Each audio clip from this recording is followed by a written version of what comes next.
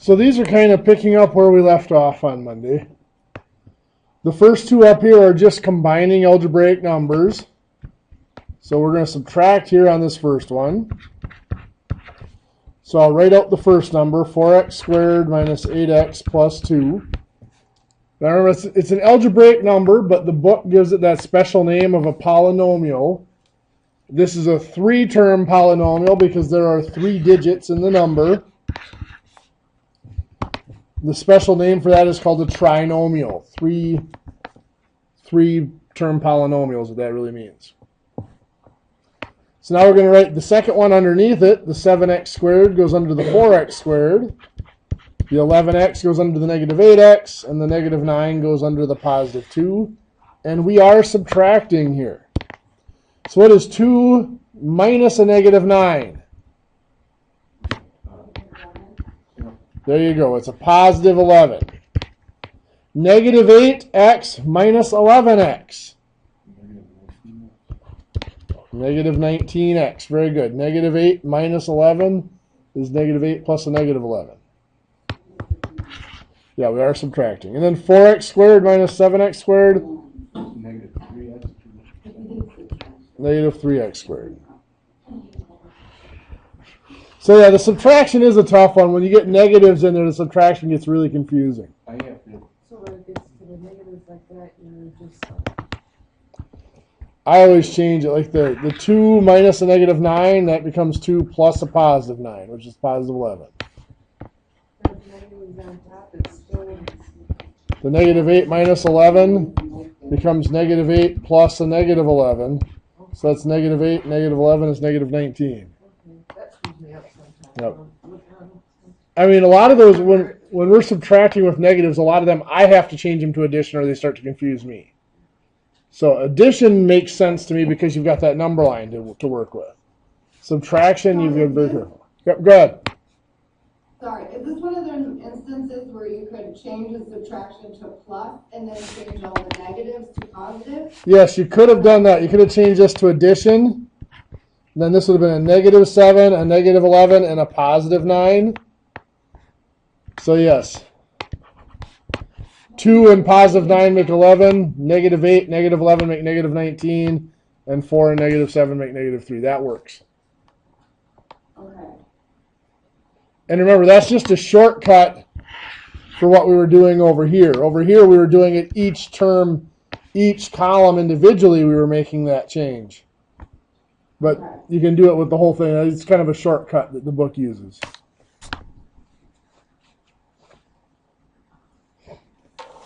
Any other questions on number 1? That I'm actually understanding. Okay. It's the FOIL and multiplying like this next one, number 2. Okay, so number 2, we could do it out as long multiplication if we wanted to. We could write the 5x minus 3 down here and we could do, multiplying it out. That works. I'm going to shorten it up just a little bit. I would do the same process, but I'm going to do it a little bit backwards, and I'm going to do the shortcut, basically. So I'm going to start with the first digit in this first number, the 5x. And what I'm doing is I'm distributing it through the second number. So 5x times 2x squared is 10x to the third. Yep. X times x squared is x to the third. 5x times 8x is positive 40x squared. Good. 5x times negative 1. Negative 5x. Perfect. Now we're done with the 5x. We're going to move on to the negative 3 here, and we're going to distribute that. Negative 3 times 2x squared. Negative 6x squared. I'm going to write that under the 40x squared so I know what to combine. Negative 3 times 8x.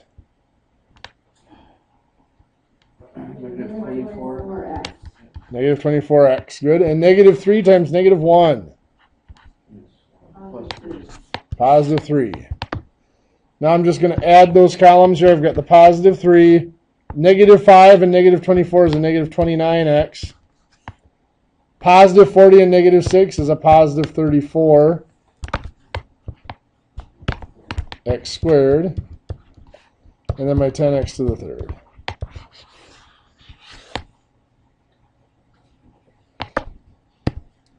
Any questions there? I just keep forgetting when I multiply the 5x by the 5x squared. Yep. I keep forgetting to add the exponent. It's a 1 plus a 3, so it's x to the third. Yep. I just keep writing it as a squared. Sure. And that is a common mistake. For some people, they actually have to go through and write in those, some books call them the invisible ones. They actually have to go in and put those ones in there, and then it makes more sense to them. Okay. 3 and 4 down here, we're actually solving equations.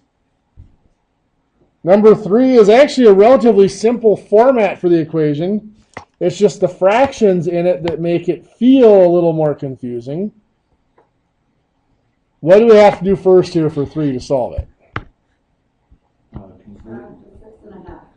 We're going to subtract the 6.5. So we've got 2/3 x. 18 and 3/4 ends up being 12 and 1/4. Then what? Multiply by 3 2s. Okay, we can multiply by 3 over 2 or divide by 2 over 3, which gets changed into multiplying by 3 over 2 anyway, right? So this is 12 and 1/4 divided by 2/3. 12 and 1/4, 12 times 4 is 48, plus 1 is 49/4, times, we do the reciprocal, which would be 3 over 2.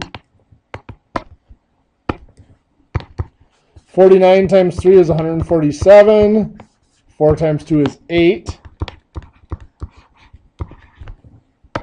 147 divided by 8. 8 goes into 14 once, with 6 left over. Bring down the 7. 8 goes into 67 8 times. That'd be 64.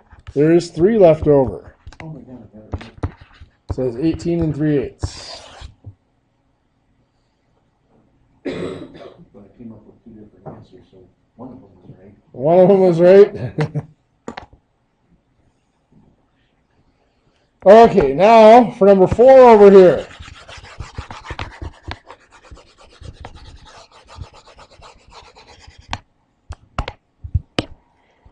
Remember, when we have a complex equation like this, we find the equal sign, and we work with one side of it at a time until we've simplified it as much as we can. So on the left over here, what can we simplify first? 5x negative 7 times 2x and negative 3. Perfect. We've got the parentheses here, right? Yeah, we got to multiply. There's anything we can do inside the parentheses? No. What's multiplying the parentheses? It's just the negative 7. So the 5x here isn't going to change. So you were thinking about up above where there's parentheses around them, but there isn't parentheses here, so that 5x does not affect the other parentheses. Multiplying by the negative 7. We're just distributing that negative 7, multiplying by the negative 7, yes. So it's negative 7 times 2x is a negative 14x. Negative 7 times negative 3 is positive 21. Then we still have the positive 15 there. Can you go ahead and add that 15 into the 21? We can do that. We're going to add the 15 into the 21, and we're going to do the 5x and the negative 14x. 5x and negative 14x make negative 9x. And 21 and 15 make 36. Good. Over here on the right side, what can we do? We've got to multiply 4 into 5x and negative 8. Okay, we see the parentheses again, and there is nothing to do inside of them. So we are going to multiply by the 4. 4 times 5x. 20x. And 4 times the negative 8. Negative 32. Negative 32. Negative 9. So the negative 9x and the negative 12 are still there. And then combine 20x and negative 9x will be 11x. 20x and negative 9x make 11x. And then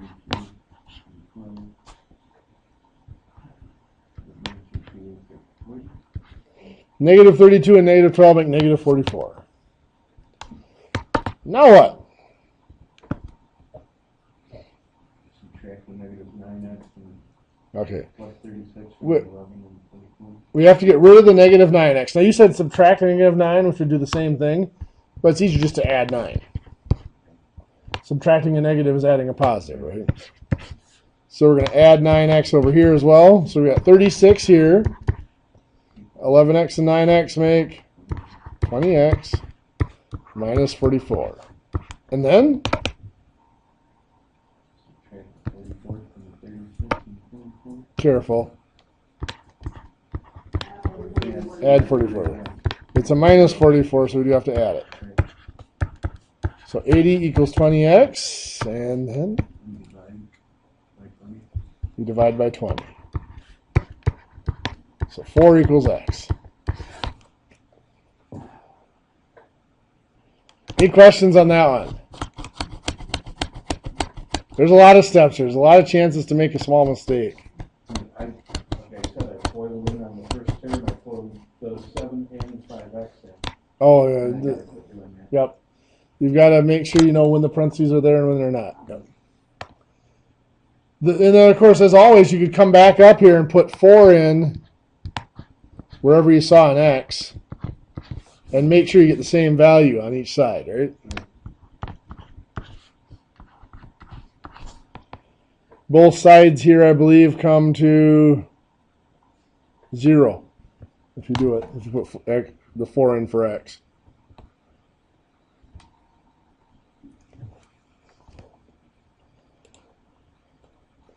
Okay.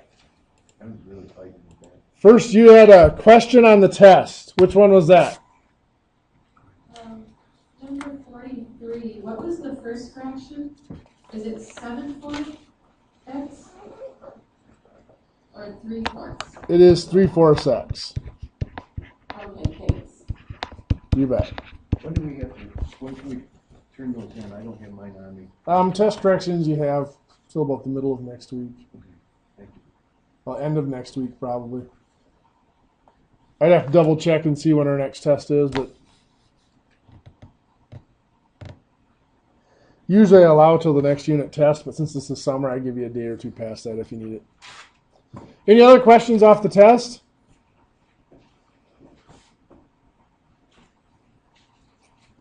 Okay, there were some questions on the homework.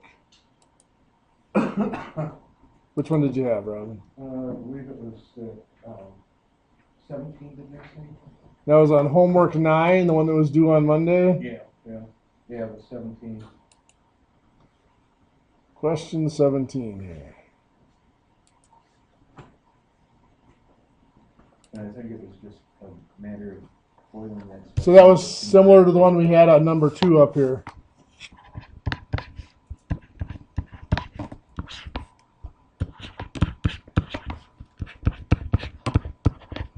I purposely wrote it like this because I want to ask you a question. Right now, what is this telling you to multiply? 4. Just the 4 times all the parentheses. Yeah. Yeah, the actual problem is this. Right. So those parentheses means you got to multiply the 3y and the 4. So now you got to do the 3y first. 3y times 2y squared. 6y to the third. 6y to the third. 3y times y. 3y to the second. 3y squared. And 3y times negative 3. Negative 9y. And I always go down a line when I move over just because it's what I'm used to. 4 times 2y squared. 8y squared. So where does that have to go? Under the y squared. Under the 3y squared. 8y squared goes under the other y squareds. Yep. 4 times y. 4y. Positive 4y. And 4 times negative 3. Negative 12. So we've got the negative 12, negative 4y and positive, or negative 9y and positive 4y. Negative 5y. Negative 5y.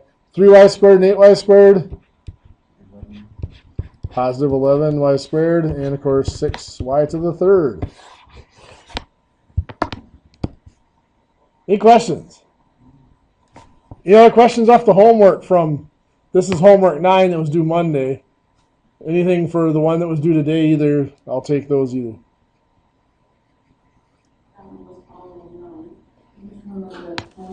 That was homework 10, yep.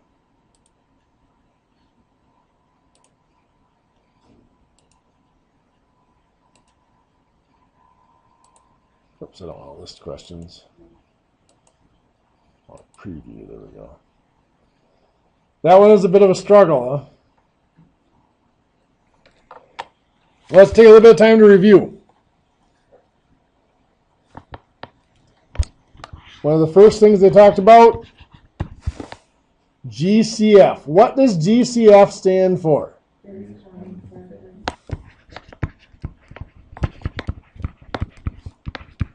Greatest common factor.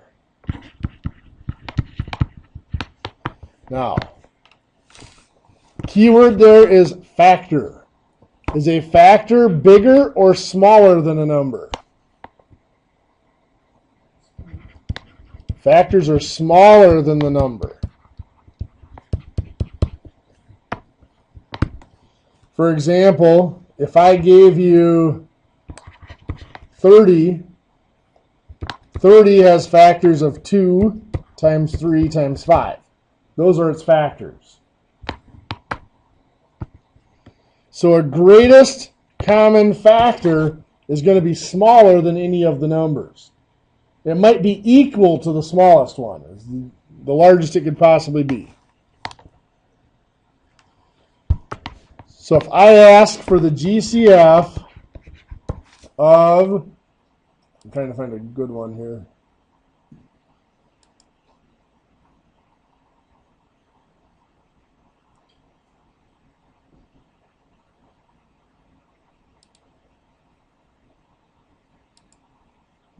So let's say I want to find the GCF of 4, 10, and 16. I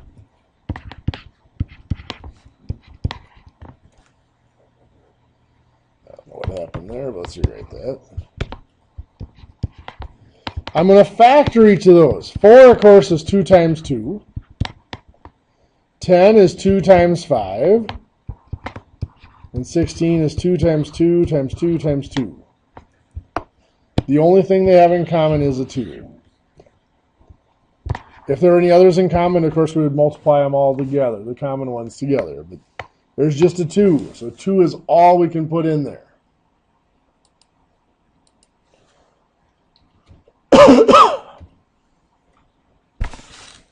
If there were variables involved,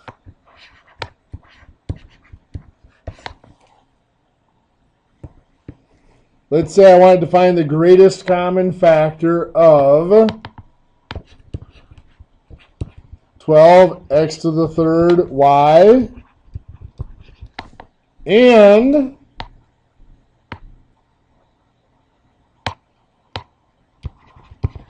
30x squared y squared. Well, I'm going to do the numbers first. 12 factors into 2 times 2 times 3. 30 is 2 times 3 times 5. What do they have in common? A 2 and a 3. So it's 2 times 3 makes 6. So for the numbers, the GCF is 6. For the variables, we have two choices. It's either going to be the smallest power on each or the largest power on each. Which is it going to be? It is the smallest power. Remember, we said up here, a factor is smaller than a number. So we're looking for things smaller than these numbers. We're taking the smallest power on the variable. So for x, that's going to be what?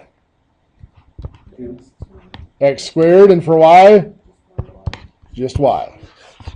If one of those numbers was missing one of the variables, that variable is not in the greatest common factor. It has to be there. Yep.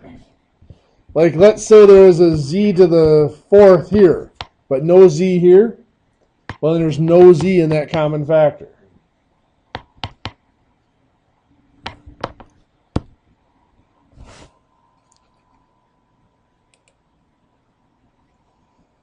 So now from that, we were asked to factor things like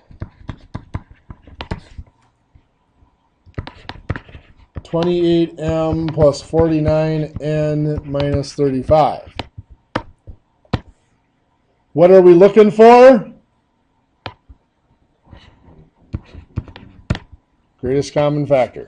28, 7, or 28, 49, and 35 have a greatest common factor of 7. Is there a variable in the common factor? Or are there any variables that appear in every term, in every digit? No, there are not. So a variable to be part of the greatest common factor has to appear in every term or every digit of the number. So here the greatest common factor is just the 7. So now we are going to divide that by 7 to find what the other factor is, to find out what's left over. 28m divided by 7 is 4m. 49n divided by 7? 7n. What am I missing there? Plus for positive, yep. And then, of course, negative 35 divided by 7. Negative 5. We would normally check to see if this part could be done with that reverse multiplication. It cannot, because it has two different variables in it. Reverse multiplication only really works if you have just a single variable in it. And one of them has to be squared. Excuse me. It is. I had to get dressed in the dark this morning because there was no power at my house. Somebody at Quick Trip was saying their power was out too. My son called me about 3 minutes after I left home and said the power just came on. So I literally got dressed in the dark this morning. How long did it been out? I went out like 5 minutes after my alarm went off. Oh, really? So it wasn't too long. Yeah, I was still laying there debating whether I wanted to get up for the day or not.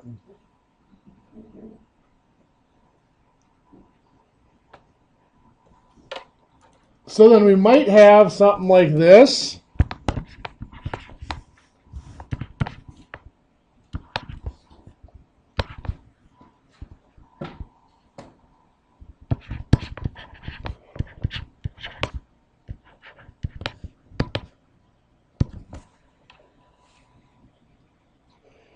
And of course, be asked to factor.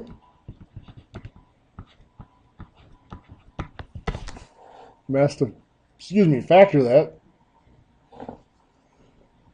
Looking at the numbers, 18 and 45, can anybody see what the greatest common factor is there? 9 is it, yes. If you couldn't see that, of course, you can do 18 and 45. 18 is 2 times 3 times 3. 45 is 3 times 3 times 5. Common factors are 3 and another 3. Any variables? Yep, y, and what's the power going to be on the common factor? The 2, the smaller of them. So I'm going to divide by 9y squared. 18y to the third divided by 9y squared gives me 2y. Very good.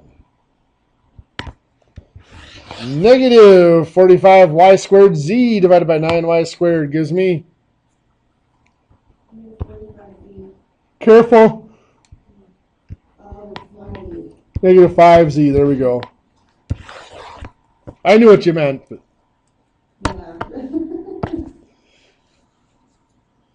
But okay, any questions on that?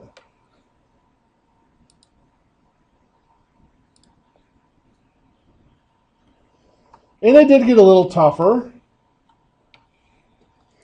We had things like 15, x to the 5th, y squared z to the 4th, minus 60 x to the fourth y to the third z plus 45 x to the third y to the fifth. We start with the numbers 15, 60, and 45. What's that common factor going to be? 15, yes. 5 would be in common, but there's 15 is larger. For the variables, is x a common factor? Yes, x is in every digit, every term. So x to what power? The third. Very good. Is y part of the common factor? Yes, it is in every digit, every term. And it's going to be y to the power of 2. Is z part of the common factor? No, it's not, because it's not in that last digit. So now we got to divide to find out what the other factor is. 15 x to the fifth y squared z to the fourth divided by 15 x to the third y squared. Well, 15 divided by 15 is 1. Now, I don't necessarily need the 1 there if there's going to be any variables. If all the variables disappear, I do have to have the 1 there. But I have x to the fifth divided by x to the third is x to the second, so I don't have to have the 1 there. Y squared divided by y squared cancels out. Z to the fourth divided by nothing. Z to the fourth. Negative 60 x to the fourth y to the third z. Negative 4. Negative 60 divided by 15 is negative 4. X to the, just x. X to the fourth divided by x to the third. 4 minus 3 is 1, so x to the 1 or just x. How about y? Just y and just z. So then 45x to the third y to the fifth divided by 15x to the third y squared. Positive 3, you're right. X cancels out. And y to the third. There you go. You guys got this.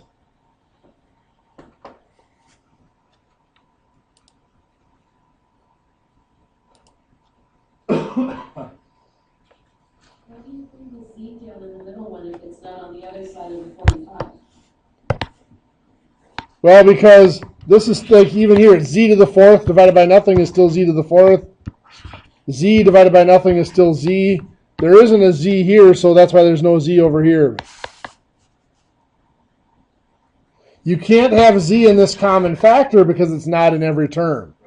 But when you divide it out, if there was a z there and it's still left over, it's still got to be part of the second factor down here.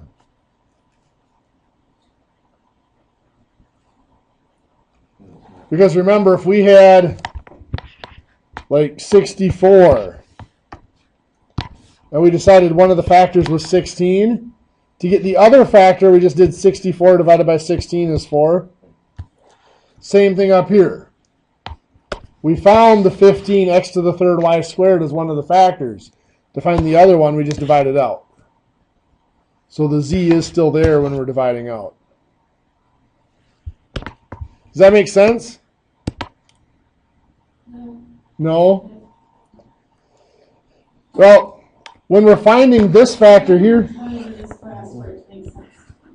well, the greatest common factor applies to this piece up here. This one is the greatest common factor. So that's where it has to be part of that piece, it has to be in every digit or in every term up here. The z is not in every digit, so that's why it's not in that piece. But it is still there. It doesn't just disappear. So when we divide out this greatest common factor to see what's left over, that z still has to stay over here.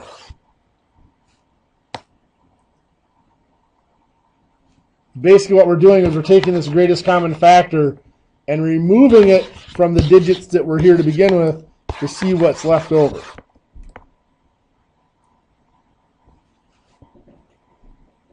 hopefully as we work with them a little bit more, it'll come to you, it'll clear up a bit. But I do realize that this practice of actually factoring with algebraic numbers and polynomials, for many of us, is going to be beyond what you guys are here to study. It does come into finance and accounting when you go to maximize situations, but most of our finance classes here have some shortcuts for getting around that. But if you actually are in a finance degree, you are going to see some maximization and minimization equations.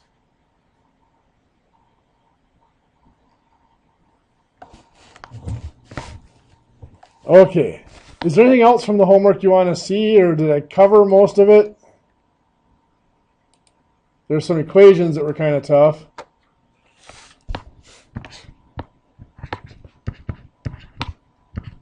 We had some equations like this.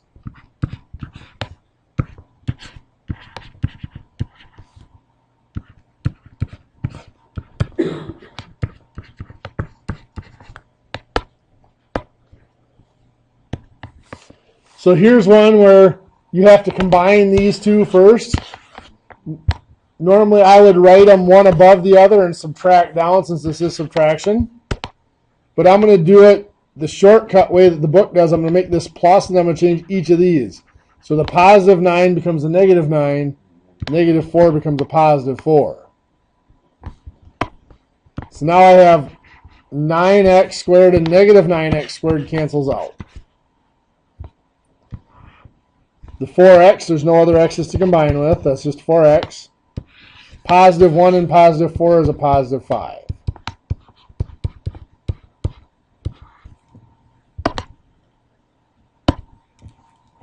Then the other side, the 7x minus 16, didn't change. So what I did here was basically this process. 9x squared plus 4x plus 1 minus the 9x squared minus 4. That's where this came from. Now, of course, I have to get rid of one of the x's. So I'm going to subtract 4x to make it go away. So 5 equals 3x minus 16. And then?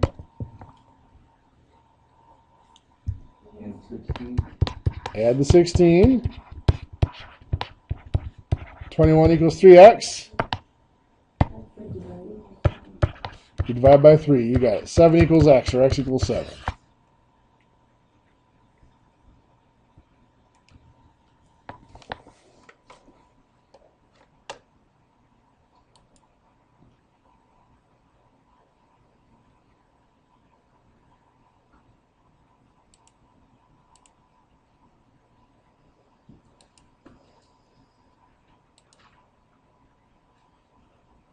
Just kind of flipping through here, I'm not seeing anything else that's jumping out as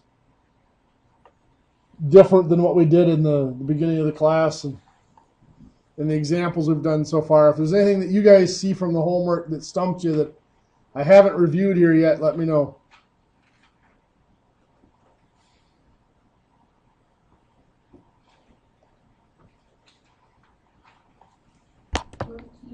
Plus 4q. 14p plus 4q, okay. Is that the problem? Yeah, that's number 2 on homework 10. Okay, they're asking you to factor.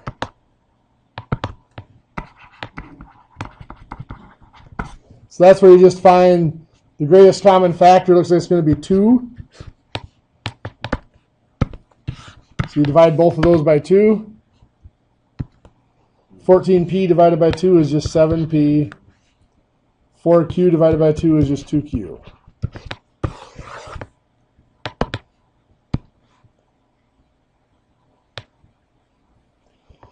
It's kind of confusing because it says factor and then it says check with multiplication. When it says check with multiplication, all it's doing is asking you, say, well, does that multiply back out to what I started?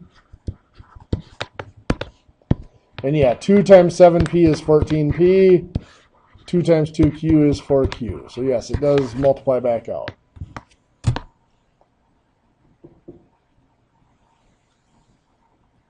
Any other questions?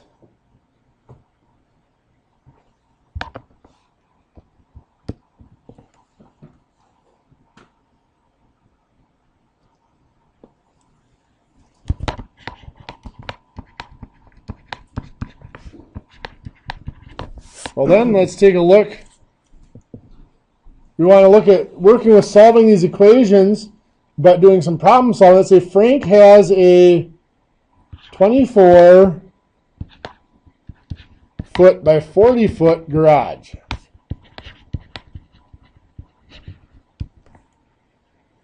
He is going to increase the width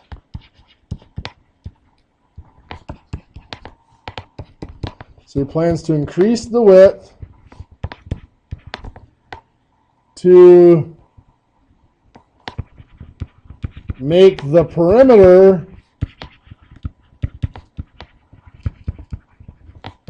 152 feet. Find the new width.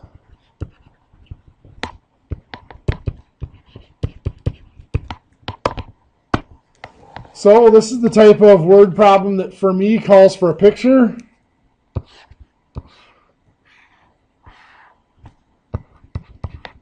That's my 40 foot of length, my 24 feet of width. He plans to increase the width like that to make the perimeter 152 feet. There are two ways you could look at this problem. One way is I would look at this and say, well, we increased it by x feet, correct? So that means the new width is 24 plus x.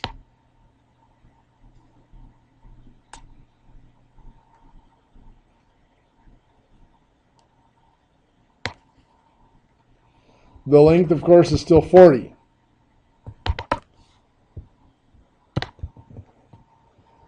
Remember, our formula is P equals 2L plus 2W. We know the perimeter is 152. 2L is going to become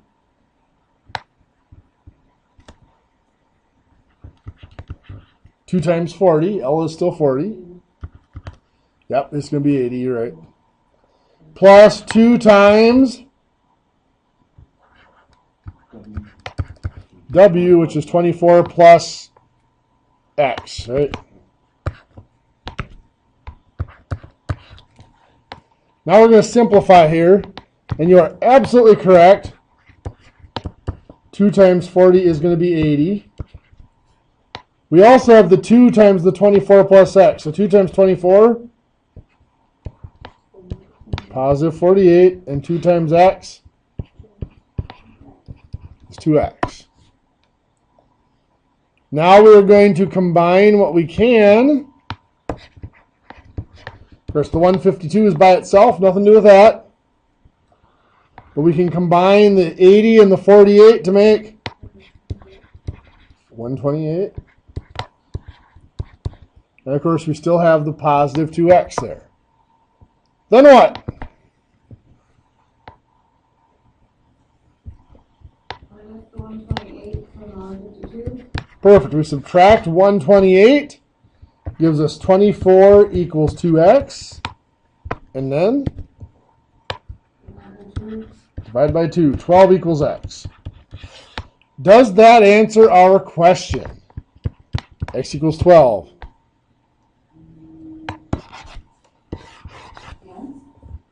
Careful. We're asked to find the new width. Sorry, I don't mean to laugh at you. Just No, that's perfectly fine.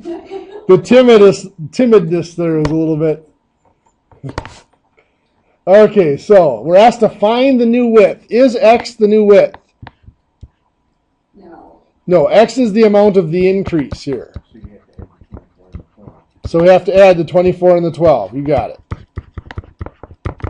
So 36 feet is the new width. Now that's not the only way we could have done that problem. Some might have looked at that problem. So we got 24 feet and 40 feet. If he's going to increase the width, let's just let x be the new width. Then it would have been a very similar problem. It would have been our 152 feet of perimeter equals 2 times the 40-foot length plus 2 times the width of x. Then you solve for x, and x would have been the answer there because x does represent the width. But that question could have also been worded by how big is the addition he's putting on the garage or something like that too. So you have to be very careful with these questions to make sure you know what it's asking for. Read very carefully what it's asking for.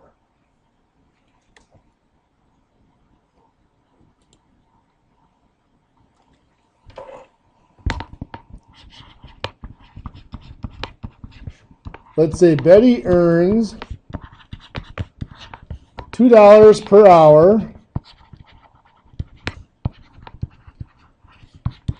more than Joe.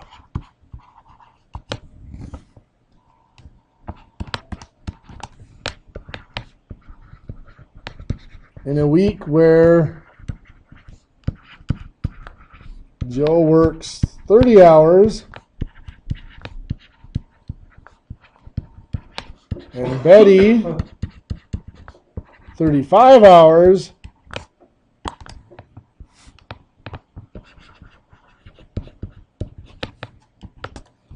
Betty earns $110 more.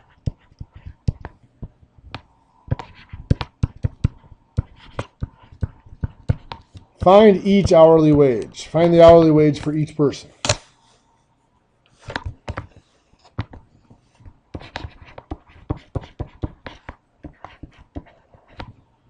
So I've got Betty and Joe here.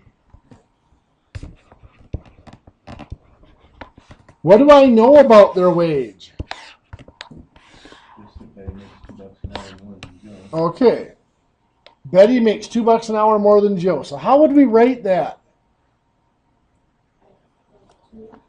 Okay. Betty would be x plus 2. That means Joe, of course, would be x.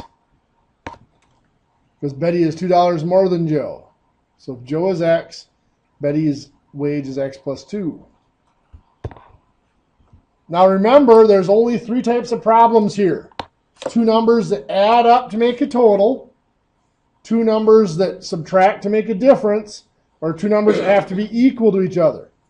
Here, they're actually going to subtract to make a difference because it's $110 more. The more is the key word there. If one number is more than the other or larger than the number, that is the difference between the 2 numbers. But we're not going to subtract the x plus 2 and the x, are we? We're going to subtract their total pay for the week.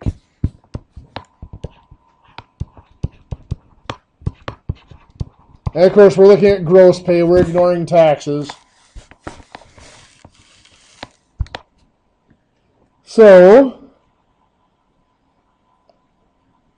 Betty's total pay, your gross pay, is your hours times your wage, right?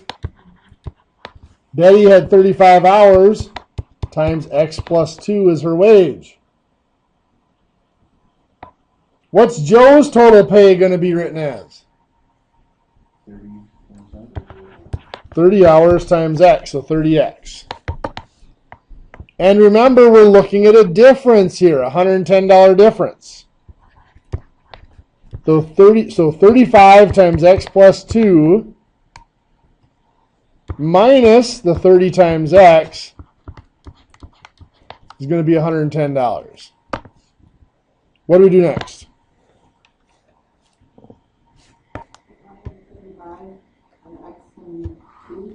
Sure, we multiply the 35 into the x and 2. 35 times x, 35x, and 35 times 2 is 70.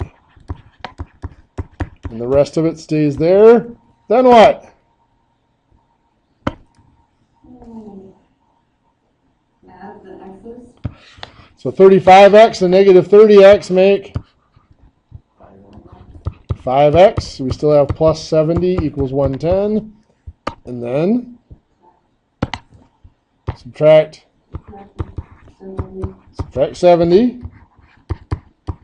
5x equals 40. And then divide by 5. X equals 8. All done? No. Because we're asked to find each wage. X represents Joe's wage of 8. Betty would be 8 plus 2, which is 10. So Joe makes $8 an hour, Betty makes $10 an hour.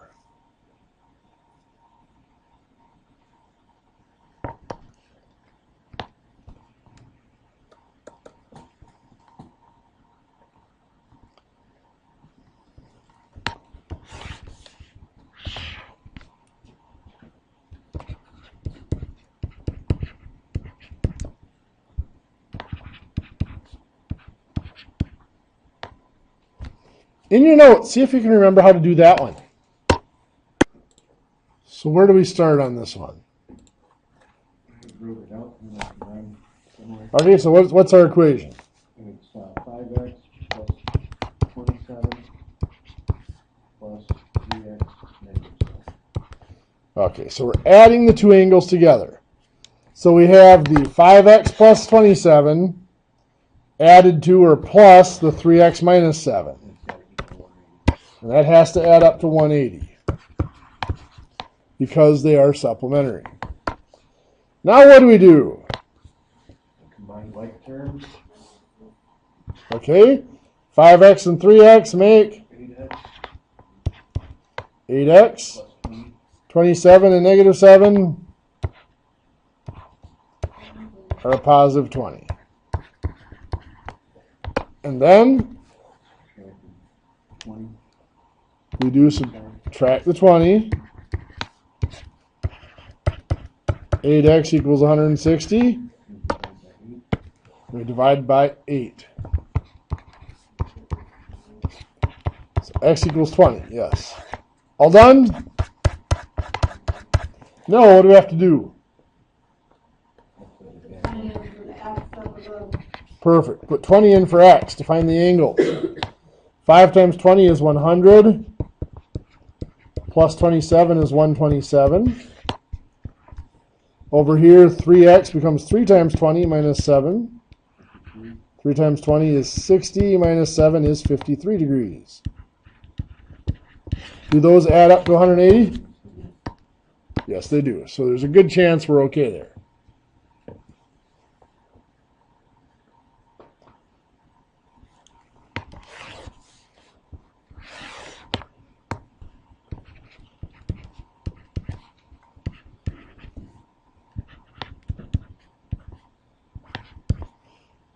Tell me what to do here. X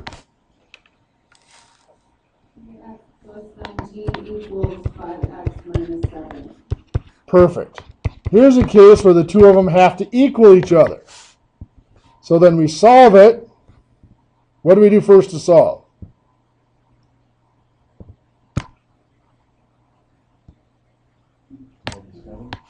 We have to get rid of one of the x's, right? Yeah, we can never solve until we've got it down to just a single appearance of our variable. So what do we do to get rid of one of our x's? Can I just combine them? No, you have to subtract. No, I have to get rid of one. Subtract 3 from the 5. Perfect. If they were on the same side, I could just combine them, but they're not here, so I have to subtract one. So I've got 19 equals 2x minus 7. Good. Now what? We will add the 7. 26 equals 2x, and then divide by 2. 13 equals x. And of course, we're not done. We come up here, 3 times 13 plus 19.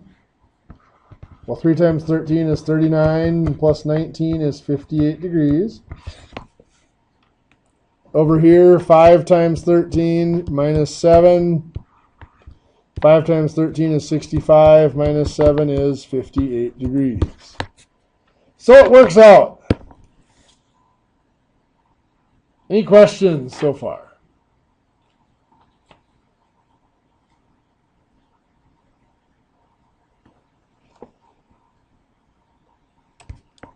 Maybe just try this one in your notes.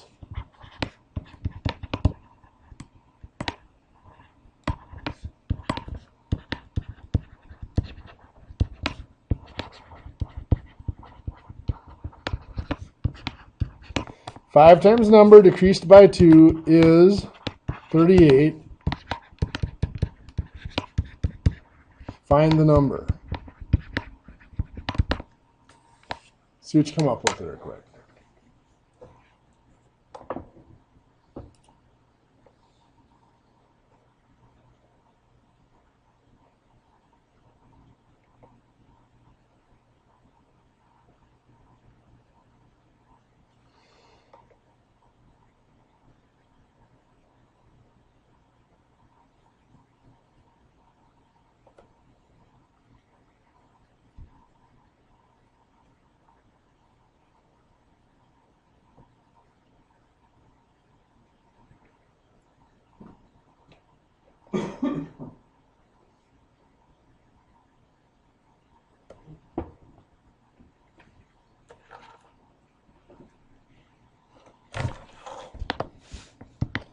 What's my equation? 5x minus 2 is 38. So 5x minus 2. 5 times the number is 5x. Decreased by 2 is minus 2. Is 38 is equals 38. And then add 2. 5x equals 40. And then divide by 5. X equals 8. And that is the number. We're asked to find the number. The number is 8. Okay, we're going to shift gears here now for a while. And we're going to take a look at decimals. The key to understanding decimals, once again, falls in that concept of place value.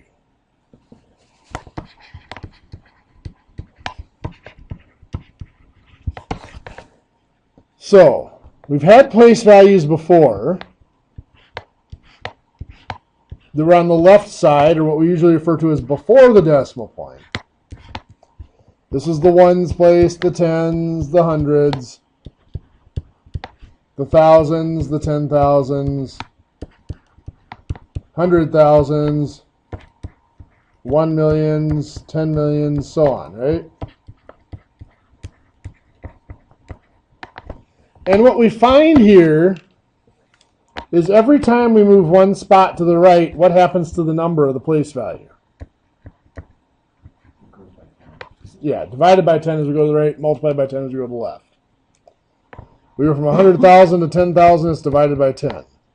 10,000 to 1,000, it's divided by 10. 100 to 10 is divided by 10.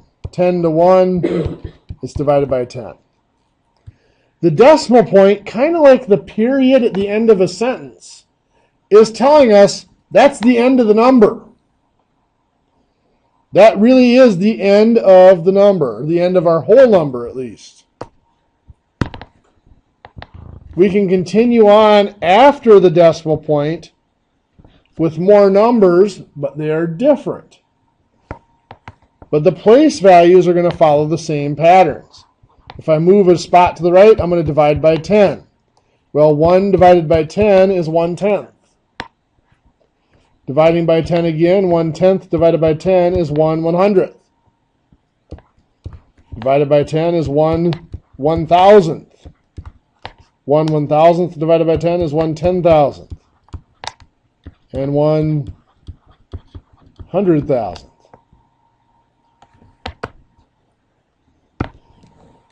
I get asked a lot, well, why isn't there a ones place on the right side of the decimal point? Well, it's because of this here. You divide by 10, you can't get another 1 there. The 1s would be the same place value on either side of the decimal point, so you can't have it on both sides.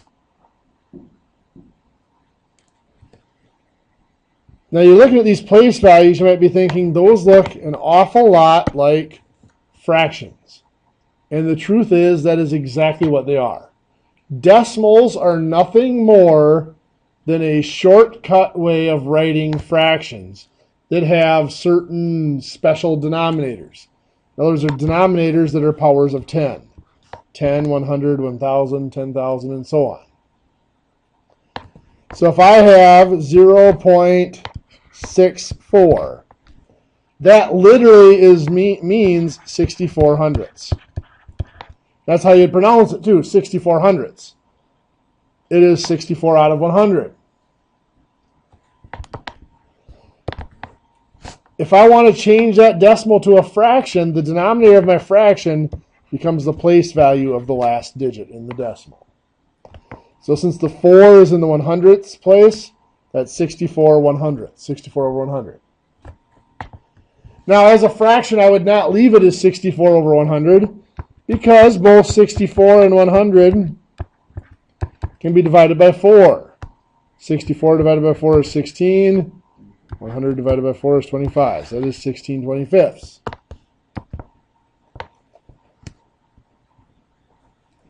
If I have 0.0625, how am I going to write that as a decimal?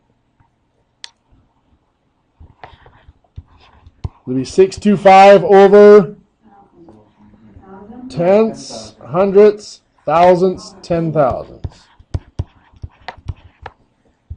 Now, I'm not a big fan of shortcuts, but I'm going to show you one here. Just a quick double check.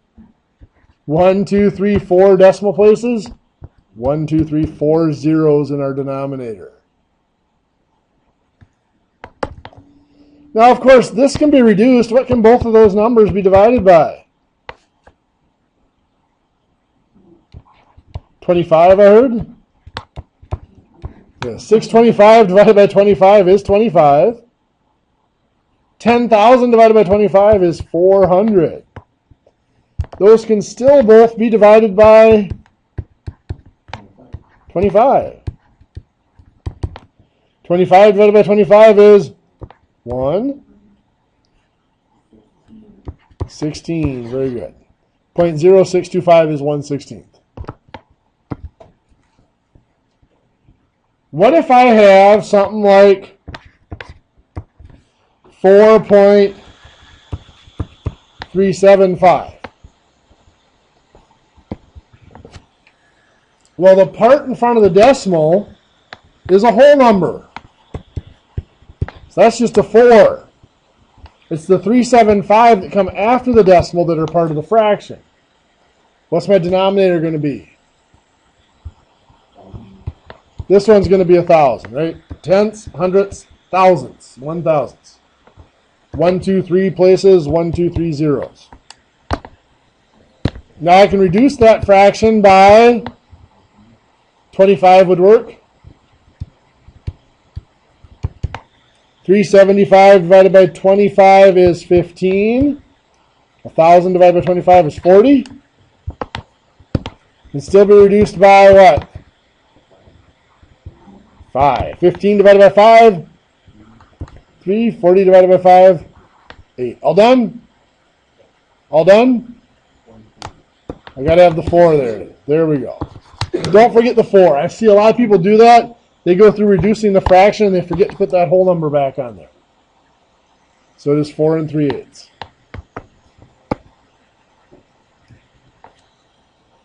So we can convert a decimal into a fraction just that easy. If I'm going the other direction, I'll show you just really quickly how to do it.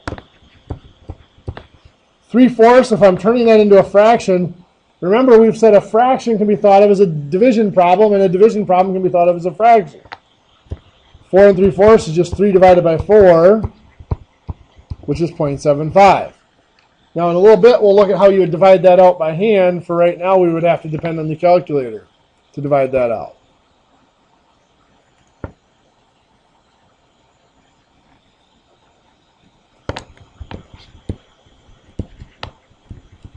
if I wanted to compare 0.843 and 0.829, which one of those is bigger?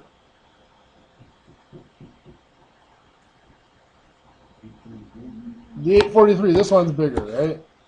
So the symbol that goes in here is the greater than symbol. Remember, the alligator eats the larger number? Remember what that really is saying is, on the number line, if you have 0.829, the 0.843 is on this side of it, right? That's really what that's saying.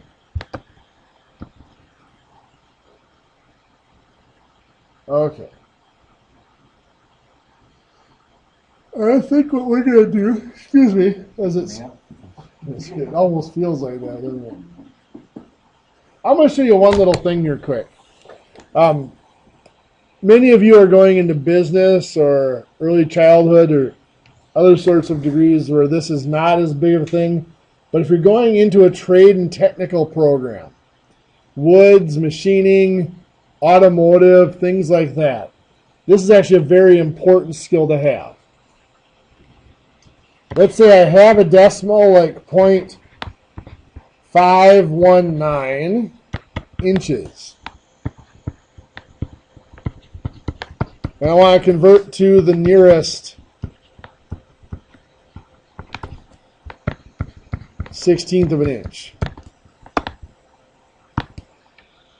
Now, normally, if I'm converting this decimal into a fraction, I would do 0.5, or not even a point. I would just do the 519 over 1,000, right? Because that's tenths, hundredths, thousandths. But I don't want the exact fraction. In fact, that would be left as 519 over 1,000. But we don't have a wrench in our toolkit that's 519 thousandths. So we need to convert this. Let's say we're looking at wrenches that are going to the nearest 16th of an inch. We need to get it to that nearest 16th of an inch. To do that, we make it into a fraction in the easiest way we know how. Any number that is not a fraction can always be made into a fraction by putting it over 1. Putting it over a denominator of 1. So right now, this has a denominator of 1. But what do we want it to have a denominator of? 16. Very good. How do we turn a 1 into a 16? Multiply by 16. So that's what we're going to do.